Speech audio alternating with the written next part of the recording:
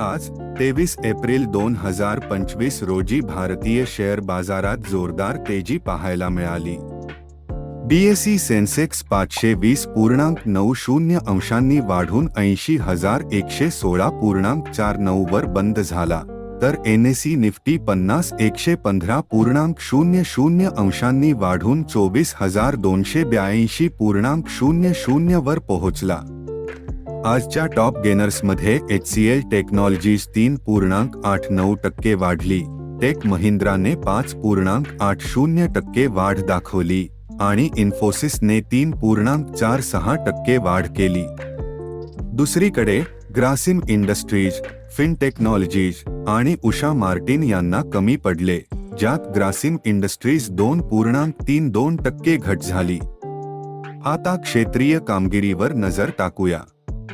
It क्षेत्राने 4% पेक्षा अधिक वाढ केली, तर ऑटोमोबाईल क्षेत्राने 2% वाढ दर्शवली. बँकिंग क्षेत्राने 1.5% वाढ केली, पण काही क्षेत्रे जसे की रिअल इस्टेट आणि ऊर्जा क्षेत्रात घट झाली. संपूर्ण बाजारात आजची तेजी एक सकारात्मक संकेत आहे आणि गुंतवणूकदारांसाठी ही एक उत्तम संधी आहे.